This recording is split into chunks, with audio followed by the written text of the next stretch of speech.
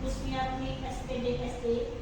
Yang saya hormati Bapak Ibu Guru SDN 05 Kabunan beserta staf karyawan SDN 05 Kabunan.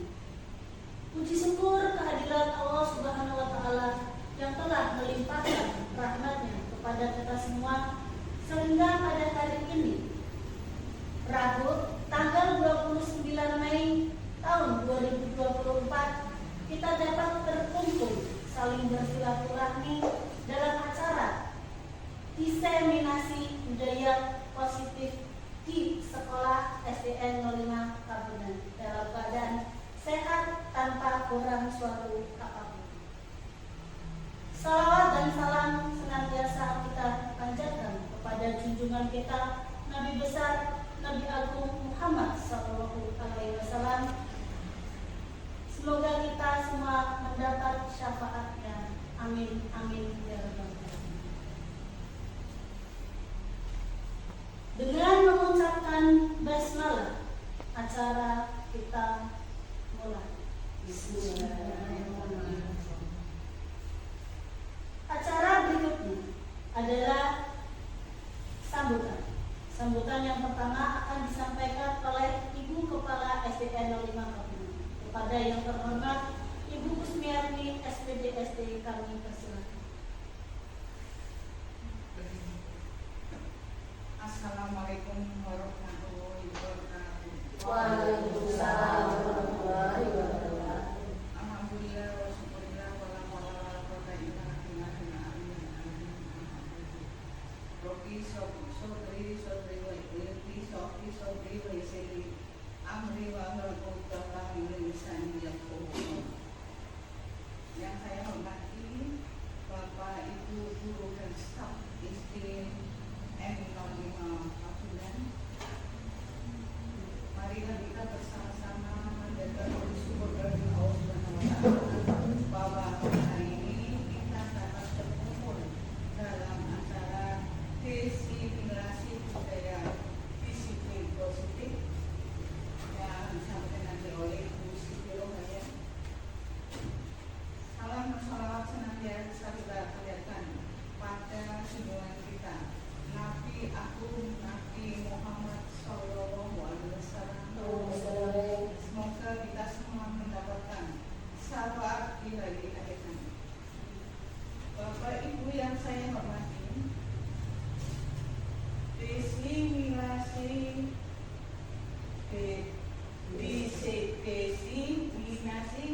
budaya positif. Tentunya Bapak Ibu guru ada yang sudah tahu dan belum, nanti Bapak Ibu bisa mendengarkan ceramah atau penjelasan pemaparan dari Ibu Siti Rohaya ini. Bila ada yang kurang jelas bisa ditanyakan. Dengan setelah kita mendengar paparan dari Ibu Siti Rohaya ini, kita harapkan nanti bisa mengimplementasikan ke dalam anak didik kita. Bapak Ibu yang saya hormati, Bu Siti ini adalah guru penggerak angkatan 10, di mana guru penggerak ini dituntut untuk berinovasi dan kreasi ya di dalam bidang pendidikan. Saya mohon Bapak Ibu yang belum mengikuti guru penggerak bisa mengikutinya, bisa menyusul jejak ini. Karena di dalam guru penggerak ini untuk saat sekarang itu memang sangat penting. Kita bisa memberikan pembelajaran pada anak dengan inovasi baru. Kiranya hanya itu yang dapat saya sampaikan, dan bila kita berdoa, wassalamualaikum warahmatullahi wabarakatuh. Waalaikumsalam warahmatullahi wabarakatuh. Acara berikutnya adalah acara ini, pemaparan tentang diseminasi modul 1.4 budaya positif di lingkungan sekolah yang akan disampaikan oleh Ibu Siti Rohaya. Ada yang berkenan, Ibu Siti Rohaya selaku CGP Angkatan 10, kami persilakan.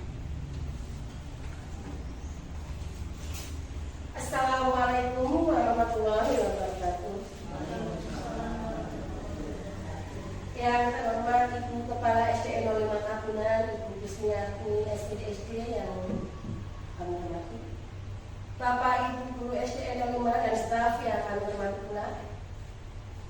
Pertama-tama marilah kita panjatkan puji syukur kehadirat Allah Subhanahu wa Ta'ala yang telah memberikan rahmat hidayahnya kepada kita semua sehingga kita dapat berkumpul dalam acara diseminasi modul 1.4 budaya positif, yang salah satu itu adalah tugas saya sebagai CGP Angkatan 10,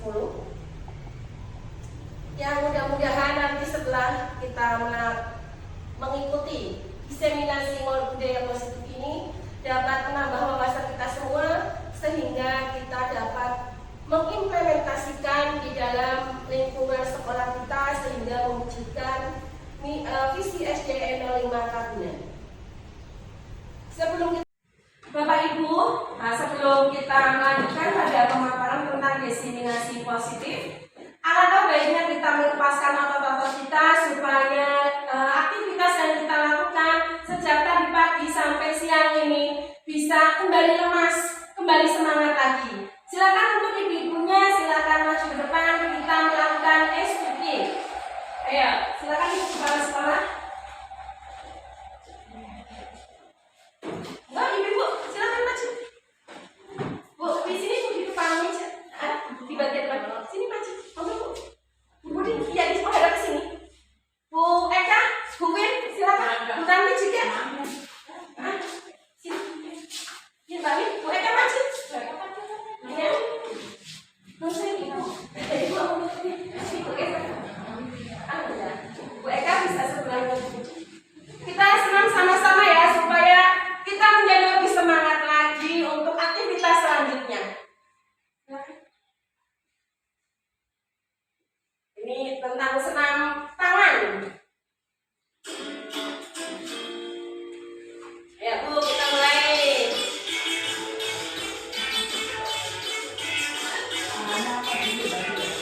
Iya. Tangan diputar-putar ke tepuk tangan, tangan digulung-gulung, peganglah bahu. Tangan digulung-gulung, peganglah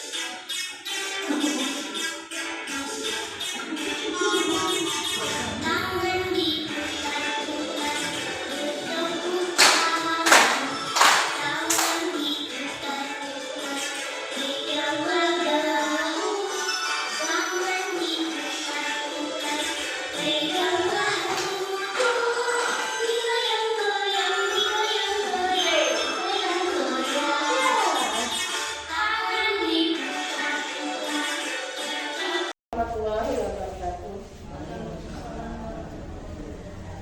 Yang terhormat Ibu Kepala SDN 05 Kabunan, Ibu Kusmiati SD yang kami hormati, Bapak Ibu Guru SDN 05 dan staf yang kami hormati pula.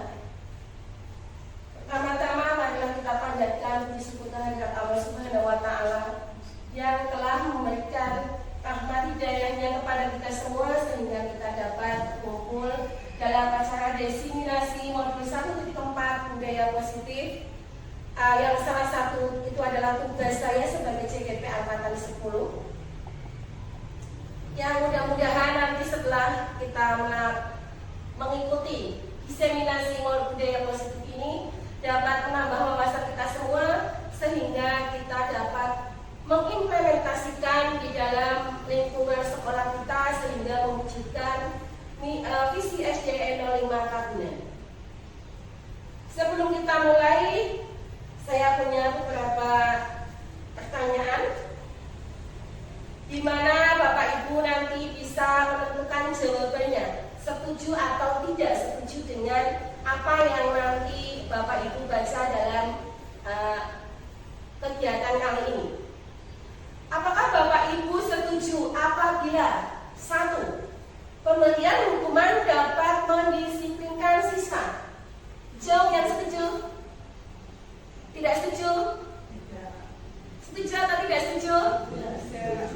Ada yang setuju dan ada yang tidak setuju. Yang kedua, pemberian hadiah meningkatkan prestasi siswa? Tidak setuju? Ada yang setuju? Ada kalanya bisa, ada kalanya tidak. Oke, ada yang masih galau, masih menjawab, ada bisa setuju, bisa tidak setuju, dilihat dengan situasinya. Kemudian yang ketiga, guru harus mampu memberikan solusi untuk setiap siswa yang bermasalah. Oh ya, Bapak Ibu setuju semua. Oke, kita lanjut yang keempat. Guru berperan sebagai teman bagi siswa. Ada kalanya ya. Oh, bisa. Orang tua. Iya, bisa. Iya, bisa tidak. Iya, jadi pendapatnya dengan Saya setuju jika situasinya memang sebagai teman juga sebagai orang tua. Iya, oke. Ibu Ji? Setuju. Dengan soal 4 ini, dengan jawaban Bapak Ibu yang ada yang setuju, ada yang tidak setuju, bisa setuju dan bisa tidak setuju, nanti dapat Bapak Ibu temukan jawabannya setelah saya menyampaikan tentang diseminasi budaya positif ini. Kita lanjutkan. Nanti Bapak Ibu dapat menemukan jawaban yang tepat. Selanjutnya kita akan pahami di sini tentang apa itu budaya positif. Perwujudan dari nilai-nilai atau keyakinan yang universal yang diterapkan di sekolah. Bapak Ibu sudah biasa melaksanakannya, kita sudah biasa melaksanakannya. Sebab tentang salah satu keyakinan kelas sudah kita buat di awal tahun pelajaran, di mana masing-masing kelas memiliki keyakinan yang tidak sama. Dan pembiasaan nilai-nilai yang lain juga sudah kita lakukan ketika Bapak Ibu di depan sekolah menunggu kedatangan siswa-siswinya. Kemudian ketika kita masuk ke dalam kelas, kita melaksanakan pembiasaan untuk membaca doa sebelum masuk kelas, kemudian pembacaan Asmaul Husna. Itu adalah nilai-nilai yang baik, nilai-nilai positif yang sudah biasa kita laksanakan. Itu adalah keyakinan SD kita untuk melakukan pembiasaan-pembiasaan melalui budaya positif. Konsep-konsep inti untuk menciptakan budaya positif. Di sini ada 6, yaitu disiplin positif, motivasi perilaku manusia, keyakinan kelas atau sekolah yang tadi sudah saya sampaikan di awal bahwa kita masing-masing kelas memiliki keyakinan yang tidak sama. Kemudian kebutuhan dasar manusia, yang kelima posisi kontrol seorang guru, kemudian yang keenam adalah segitiga restitusi. Mungkin Bapak Ibu ke-6 konsep ini ada istilah-istilah yang mungkin belum Bapak Ibu kenal, yaitu pada konsep yang ke-6. Nanti kita sama-sama untuk belajar di sini saya tidak menganggap saya itu paling pandai, tidak, tapi Bapak Ibu saya yakin lebih di atas saya. Saya hanya melaksanakan tugas saya sebagai CTP supaya saya bisa menyelesaikan tugas-tugas saya. Jadi nanti kita sama-sama untuk belajar, bukan saya menggurui Bapak Ibu semua. Kita lanjutkan. Kita di sini akan mencoba. Cobalah buka. Nah, kita genggam tangan kita. Coba Bapak Ibu tangannya mau digenggam. Anda dan teman Anda akan melakukan kegiatan cobalah buka. Anda adalah A. Nah, Anda A. Tugas Anda adalah mengepalkan salah satu tangan Anda. Coba Anda bayangkan bahwa Anda menyimpan sesuatu yang sangat berharga di dalam kepalan tangan Anda. Tugas Anda menjaga supaya kepalan tangan Anda ini tidak sampai dibuka dan tidak diketahui oleh teman Anda. Maka pentingnya kita untuk menjaga. Nah, di sini kita akan menjaga dengan sekuat tenaga. Tugas B teman Anda yaitu mencoba untuk membuka kepalan ini dengan banyak teknik. Ada yang pakai bujukan, ada yang pakai mengganti, ayo buka cepat, atau intimidasi. Awas kalau tidak dibuka, aku tidak mau jadi teman Anda. Atau bagaimana? Atau memarahinya, atau menggoda, ayo dibuka, atau diiming-imingi dengan uang. Kalau kamu mau buka kepalan Anda, nanti saya kasih uang. Nah, atau menggelitik. Nah, tugas tugas A yaitu menjaga supaya kepalan ini jangan sampai dilihat oleh teman Anda. Nah, jadi intinya bahwa kita kalau memiliki sesuatu yang itu memang betul-betul sangat penting untuk kita supaya tidak diketahui oleh teman kita, intinya itu. Nah, kita lanjutkan tentang disiplin positif. Disiplin positif merupakan salah satu cara penerapan disiplin yang bertujuan untuk menumbuhkan kesadaran serta memberdayakan anak untuk melakukan sesuatu tanpa sogokan, ancaman maupun hukuman. Kepalanya sudah. Nah, sudah selesai kepalanya, makasih.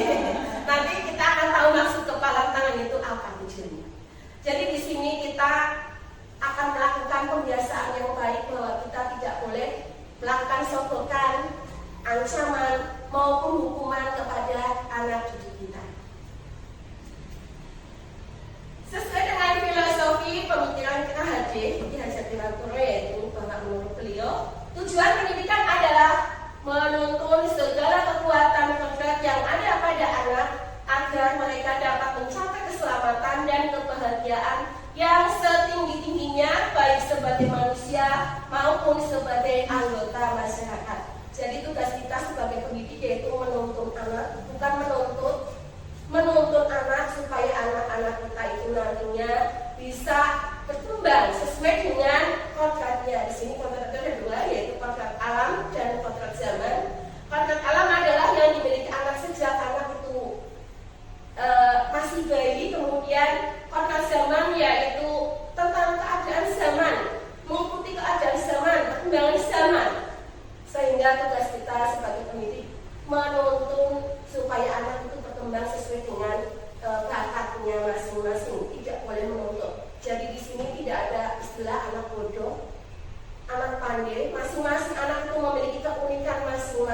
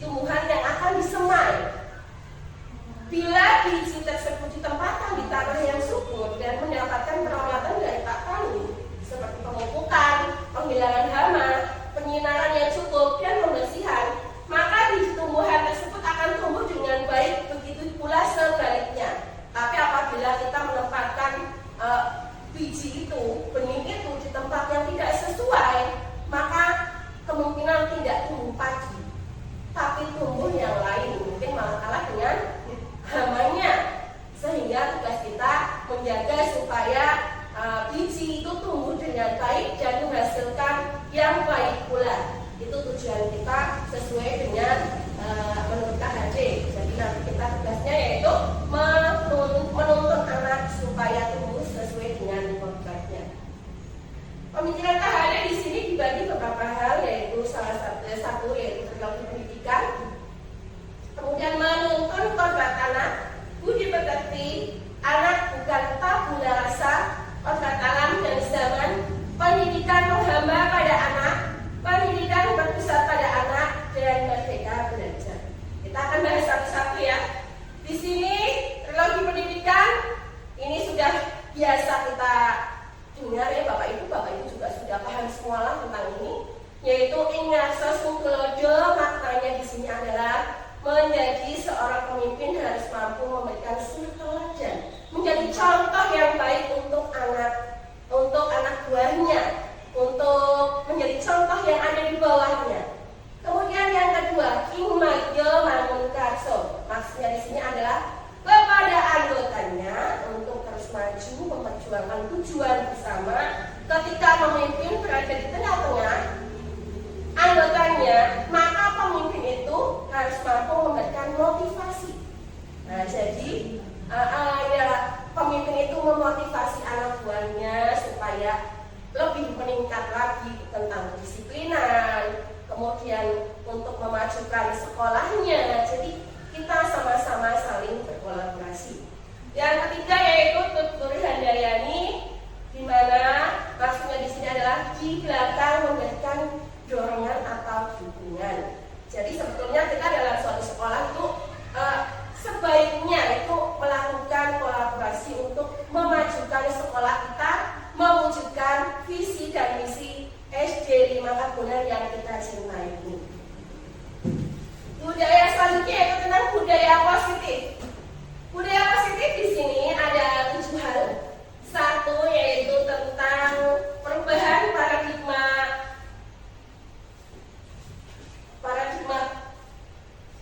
belajar. Kemudian yang kedua disiplin positif. Ketiga motivasi perilaku manusia. Yang keempat kebutuhan dasar manusia. Yang kelima posisi kontrol guru. Yang keenam keyakinan kelas. Yang ketujuh segitiga restitusi. Nanti kita akan bahas di sini ya Bapak Ibu tentang budaya positif supaya nanti Bapak Ibu juga bisa menerapkannya dalam kegiatan pembelajaran kita ya setiap harinya.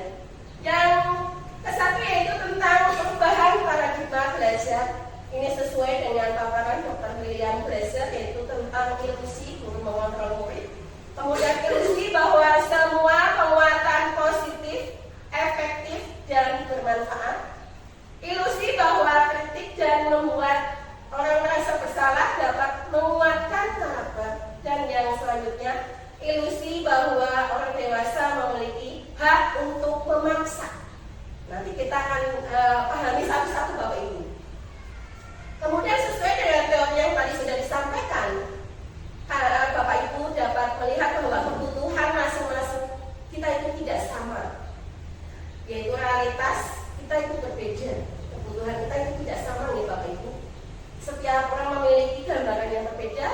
Kemudian kita berusaha memahami pandangan orang lain tentang dunia. Kemudian semua perilaku memiliki tujuan. Kemudian hanya Anda yang bisa mengontrol diri Anda.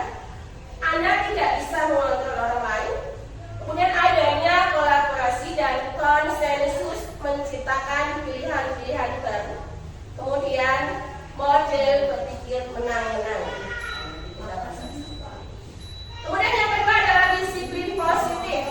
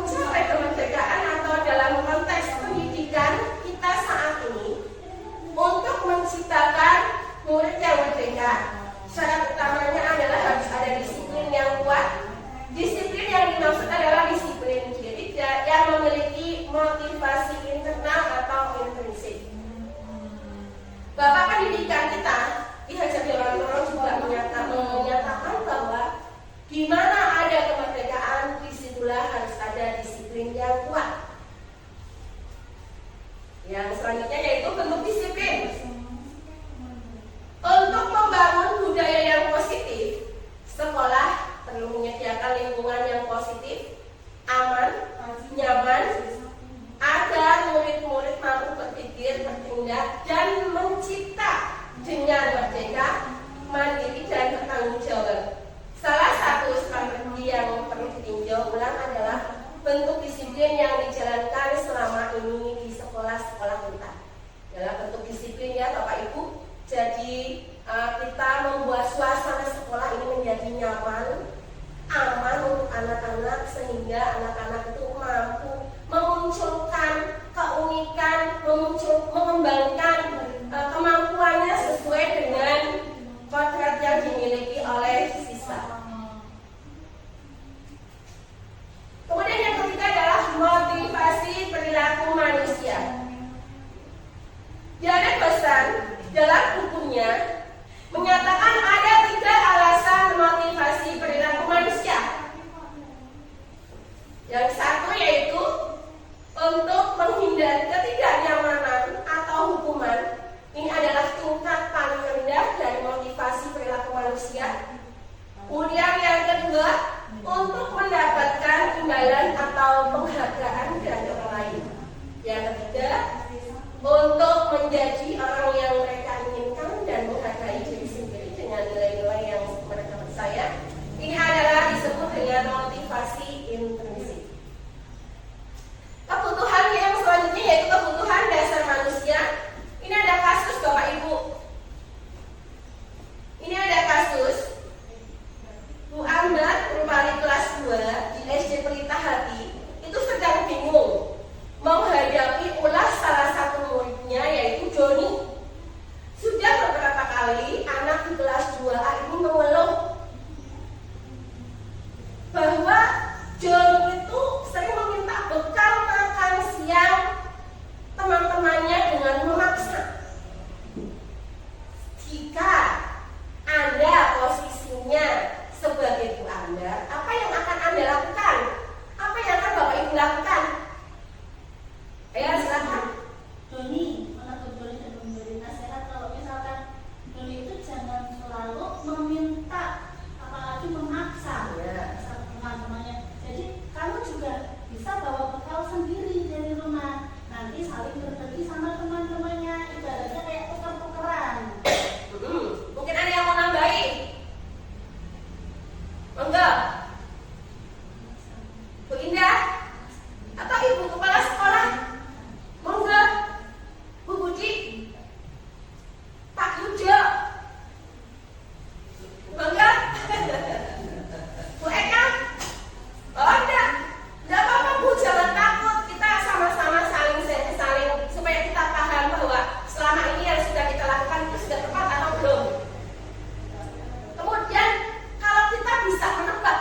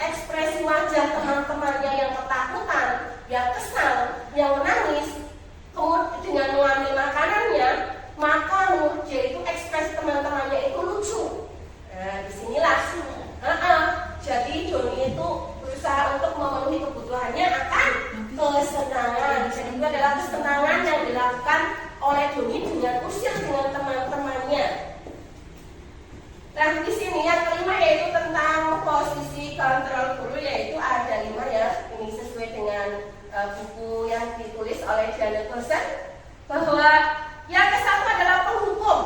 Ini nanti Bapak Ibu bisa mengetahui jawaban yang tepat untuk soal tadi di awal. Yang ke-1 penghukum, bahwa seorang penghukum itu bisa menggunakan hukuman fisik maupun verbal. Contohnya ketika saya SD, Bapak Ibu juga mungkin mengalami ketika kita tidak disiplin pada saat mata pelajaran PJOK atau kita datangnya terlambat, kita akan dihukum dengan mengelilingi lapangan sebanyak 1 atau 2 kali. Mungkin itu ketika kita masih SD itu sudah biasa dilakukan. Atau kita dihukum ketika kita mendapat nilai paling sedikit, kita dihukum nanti tangannya memegang telinga, kakinya diangkat 1. Itu mungkin dulu sudah biasa. Itu adalah hukuman fisik. Tapi apakah itu cocok kita gunakan pada kegiatan saat ini, kegiatan pembelajaran kita yang sudah berlangsung? Yang kedua yaitu membuat orang merasa bersalah. Jadi pada posisi ini biasanya pendidik, guru akan itu bersuara lebih lembut. Ayo tadi siapa yang memecahkan tugasnya? Lembut. Tetapi anak itu menjadi dia langsung, oh yang saya yang salah. Ayo siapa tadi yang memecahkan kaca jendela? Bahasanya lembut, tetapi langsung mengena ke anak itu. Anak itu menjadi semakin malu, mungkin dia itu akan menangis sebab dia itu memang melakukan kesalahan. Kemudian yang ketiga sebagai teman. Jadi posisi kita ini tidak menyakiti anak, namun akan berupaya lebih mengawasi, lebih mengontrol murid melalui persuasi. Kemudian yang ketiga yaitu monitor atau pemantau, di mana tugasnya ini yaitu pada saat kita mengawasi, kita bertanggung jawab atas apa yang dilakukan anak-anak yang kita awasi. Kemudian yang kelima yaitu posisi sebagai manajer. Posisi ini adalah posisi di mana kita itu berbuat sesuatu bersama dengan siswa, mempersilahkan anak untuk mempertanggungjawabkan perilakunya, mendukung agar murid dapat menemukan solusi atau permasalahannya sendiri. Ini adalah salah satu contoh yang ada di kelas 6.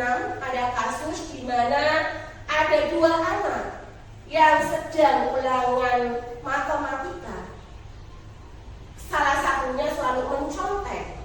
Itu tidak hanya dilakukan ketika ulangan matematika, itu pada ulangan IPA, IPS dan lainnya. Dan setiap tugas juga dia selalu meminta jawaban kepada si A. Kemudian ketika ulangan matematika, si A itu jengkel, emosi, sehingga dia memukul meja dengan menggunakan tangannya. Sehingga teman-teman yang lain tahu bahwa si B itu suka mencontek jawaban si A. Setelah adanya kejadian itu, si B langsung takut, dia menangis. Sedangkan si A dia emosi. Dia emosi sampai dia mengumpulkan tangannya di atas meja. Kejadian inilah yang posisi kita sebagai wali kelas, kita akan memilih posisi yang mana? Apakah penghukum? Apa membuat orang merasa bersalah? Apa teman? Apa pemantau? Apa manajer? Nah, kita di sini melakukan tindakan supaya tidak menimbulkan anak si A atau si B itu merasa dia itu paling salah. Jadi yang kita lakukan adalah melakukan pendekatan, memanggil si A dan si B, kemudian menanyakan masalahnya apa, kemudian sebaiknya kamu bagaimana. Kemudian setelah itu kita bisa mengambil solusinya dengan melakukan musyawarah atau kolaborasi dengan anak-anak itu dan mengingatkan kembali bahwa keyakinan kelas itu apa, keyakinan kelas yang sudah kita sepakati itu apa. Kalau mencontek tidak boleh mencontek, kenapa kamu mencontek? Alasannya apa? Dampaknya bagaimana? Sehingga anak itu tidak melakukan kesalahan lagi. Nah di sini Bapak Ibu, posisi kita sebagai penghukum otomatis ketika kita ngomong dengan anak yang melakukan kesalahan, kita akan menunjuk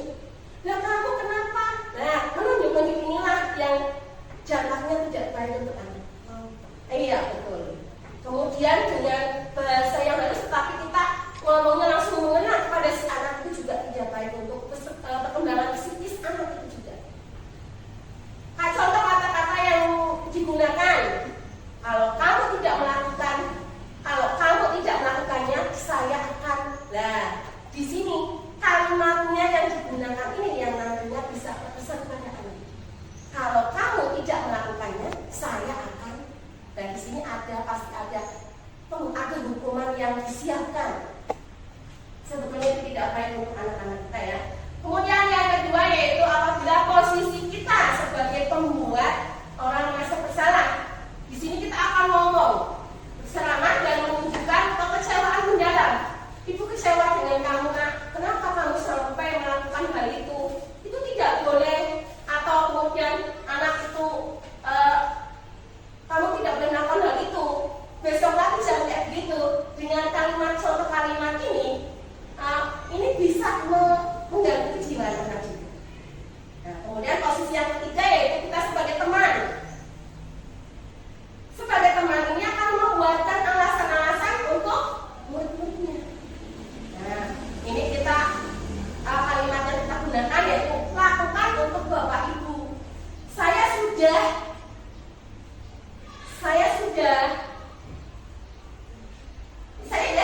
nanti Bapak Ibu bantu bereskan, nanti Bapak Ibu bantu menyelesaikan masalah. Ini adalah posisi kita sebagai teman. Kemudian sebagai pemantau, posisi sebagai pemantau yaitu menghilang dan mengulut. Jadi kita hanya memantau anak itu. Nah, kata-kata yang diucapkannya yaitu apa peraturannya. Jadi kita mengingatkan keyakinan kelasnya bahwa kalau kamu datang terlambat nanti akan bagaimana, konsekuensinya apa.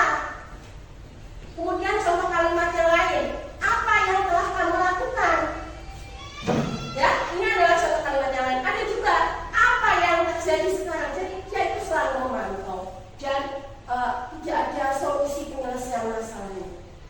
Kemudian yang kelima, ini biasanya yang paling banyak disukai dan ini sangat cocok untuk kita Bapak Ibu semuanya, bahwa untuk yang kelima yaitu manajer, yaitu di mana kita mengajukan pertanyaan-pertanyaan. Contoh kalimat yang digunakan yaitu apa yang kita yakini. Apa kamu meyakini hal tersebut? Jadi kita mengajak anak itu untuk diskusi, untuk mencari solusinya yang tepat sehingga nanti anak yang melakukan masalah tidak akan mengulang kembali, tetapi anak juga tidak menganggap dia itu memiliki salah, sehingga dia itu bisa kumpul lagi dengan teman-temannya. Atau mungkin menggunakan kalimat yang lain, yaitu kalau kamu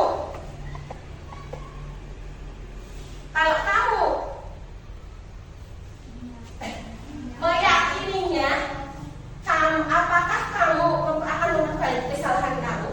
Nah, di sini kita melakukan pendekatan supaya anak itu, kalau kamu tidak yakin dengan keyakinan kelas kita, maka kamu akan bagaimana dampaknya? Nah, jadi kita mengingatkan bahwa keyakinan yang sudah kita buat itu tujuannya adalah untuk mendisiplinkan, yaitu untuk disiplin yang positif, sehingga anak itu tidak akan melakukan kesalahan yang sama lagi. Nah, di sini biasanya yang paling disukai adalah yang kelima ini. Jadi kita bisa tadi di awal kita bisa membantu anak ketika anak itu punya masalah. Jadi kita posisinya yang banyak dipilih adalah posisinya ini. Kemudian setiap tindakan atau perilaku yang kita lakukan di dalam kelas dapat menentukan terciptanya sebuah lingkungan positif. Perilaku warga sekelas tersebut menjadi sebuah kebiasaan yang akhirnya membentuk sebuah budaya positif. Ini sudah biasa Bapak Ibu lakukan setelah pembacaan Asmaul Husna, kemudian membaca Pancasila, menyanyikan lagu nasional. Itu sudah biasa kita lakukan. Itu adalah salah satu budaya positif yang SD kita biasa lakukan ya setiap hari Bapak Ibu ya. Itu sudah menjadi kebiasaan otomatis ketika ada bel masuk, sehingga kita tinggal meningkatkan kembali, menambah kembali hal-hal positif yang nantinya dapat mewujudkan visi misi SD kita. Kemudian keyakinan kelas itu bersifat lebih abstrak daripada keyakinan yang lebih rinci dan konkret. Setiap keyakinan kelas ini kita yakini sama-sama, kita buat sama-sama dengan anak-anak. Jadi yang membuat itu adalah kesepakatan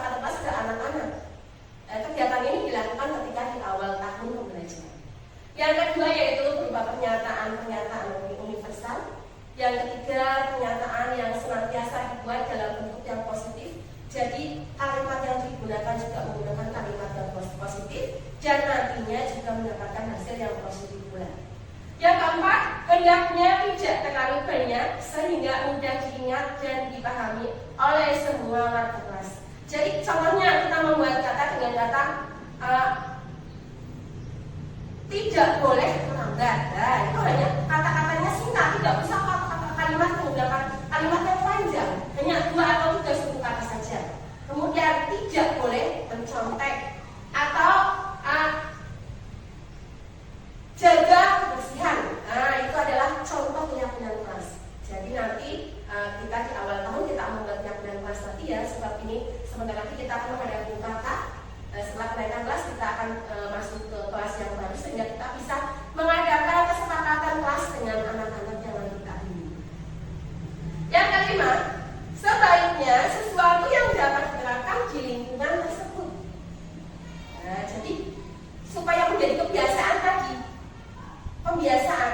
Yang kelima, yang keenam yaitu semua warga kelas hendaknya ikut berkontribusi dalam pembuatan keyakinan kelas lewat kegiatan curah pendapat. Jadi semua diikutkan, tidak hanya ketua kelas dengan wakil kelas, tapi semua diikutkan, semua memiliki hak yang sama untuk menyampaikan pendapatnya, sehingga nanti setelah adanya keyakinan kelas yang sudah disepakati bisa dilaksanakan juga dengan bersama-sama di kelas itu. Yang ketujuh, bersedia meninjau kembali keyakinan kelas dari waktu ke waktu. Jadi kita selalu mengingatkan. Kita sebagai wali kelas itu selalu mengingatkan kepada anak didik kita supaya selalu mengingatkan tentang keyakinan kelas, supaya anak-anak bisa melaksanakan semua kegiatan dengan baik, dengan disiplin, sehingga membentuk siswa-siswa yang berkarakter. Kemudian yang ketujuh yaitu segitiga restitusi, di mana di sini untuk penyelesaian suatu masalah kita bisa menggunakan segitiga restitusi. Ini kamu tentu punya alasan mengapa melakukan itu. Jadi kita menanyakan kepada yang memiliki masalah, kamu itu mengapa kamu punya alasan untuk melakukan hal itu, kesalahan itu. Jadi kita melakukan pendekatan. Kemudian adakah cara yang lebih efektif untuk mendapatkan apa yang kamu butuhkan? Nah, ini kita tanyakan kepada anak. Kemudian setiap orang pasti pernah melakukan kesalahan. Iya, contohnya tadi Cika. Saya tanya ke Cika, mengapa kamu emosi? Ibu percaya kamu jengkel. Kalau ibu posisinya di Mbak Cika juga akan emosi, jengkel. Tetapi sesuai dengan keyakinan kelas kita yaitu saling menghormati. Jadi kita tidak boleh melakukan, kita harus bisa menahan emosi supaya kita tidak melakukan hal yang tidak sesuai dengan keyakinan kelas kita. Jadi lain kali kalau ada masalah yang sama atau teman yang lain mencontek, kamu harus lebih bersabar, tidak boleh langsung emosi, ditahan emosinya, ya, dijelaskan dengan baik-baik bahwa mencontek itu tidak baik. Sebaiknya kamu belajar lebih lagi supaya tidak tanya sama teman yang lain. Itu yang sebaiknya kamu lakukan.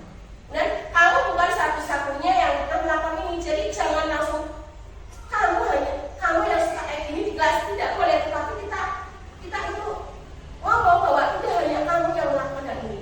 Teman yang lain apabila di posisi kamu juga akan melakukan hal yang sama. Itu yang kita lakukan Bapak Ibu ya. Jadi keyakinan kelas apa yang telah kita sepakati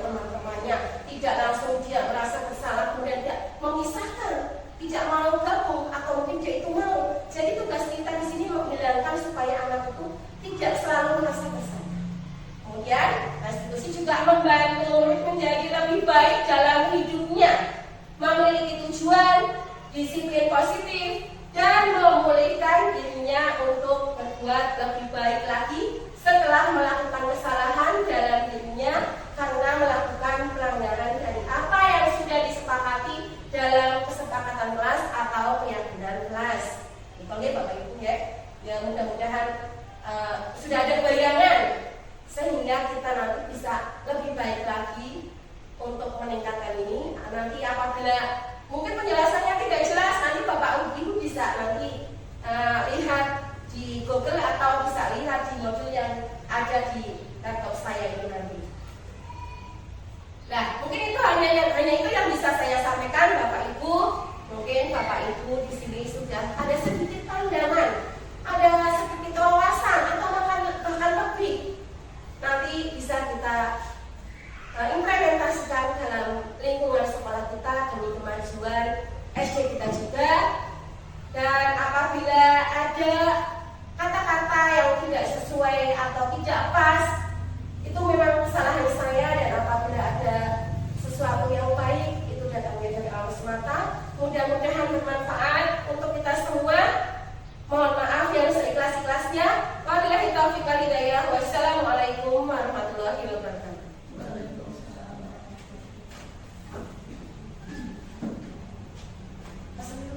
Berikutnya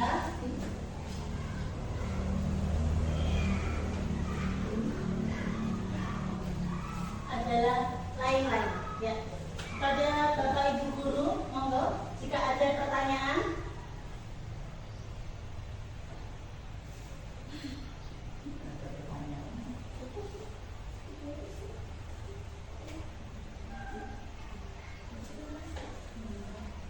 Cukup ya, berarti apa yang disampaikan sama Ibu Siti Rohaya SPG sudah bisa diterima dengan baik ya Bapak Ibu ya. Paham ya? Oke. Demikianlah rangkaian acara demi acara yang telah kita lalui bersama. Sebagai acara penutup, marilah kita bersama-sama mengucapkan bacaan hamdalah.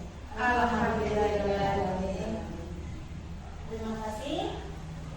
Assalamualaikum warahmatullahi wabarakatuh. Waalaikumsalam.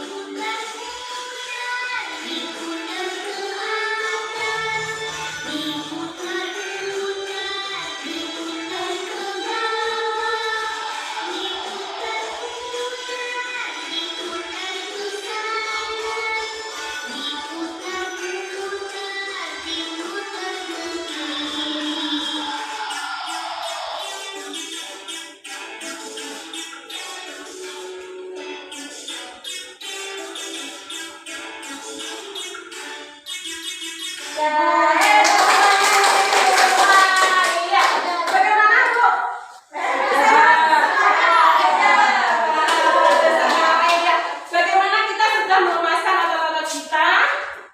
Mudah-mudahan bonusnya sehat.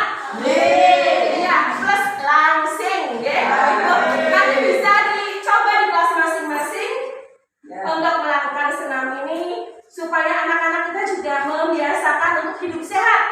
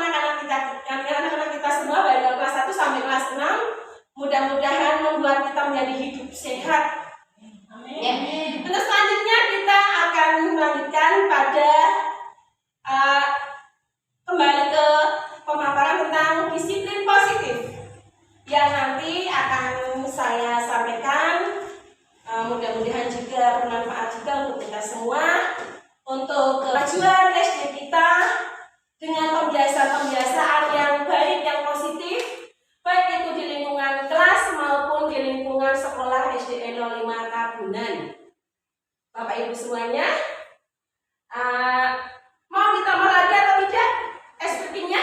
Sudah cukup? Oh iya, sudah cukup, sudah capek, sudah kembali semangat lagi. Mudah-mudahan kita bisa fokus, kita sama-sama saling mengingatkan bahwa segala sesuatu yang kita inginkan, mudah-mudahan kita dapat mewujudkan visi misi yang ada di SD 5 Tabunan dengan meningkatkan kedisiplinan kita, baik kedisiplinan di sekolah maupun di kelas kita, dengan salah satu yang kebiasaan untuk meningkatkan dan mewujudkan visi misi yang ada di SD 5 Tabunan. Nah, kita lanjutkan pada slide selanjutnya. Bu, klik. Iya. Selanjutnya, oke. Ini yang selanjutnya.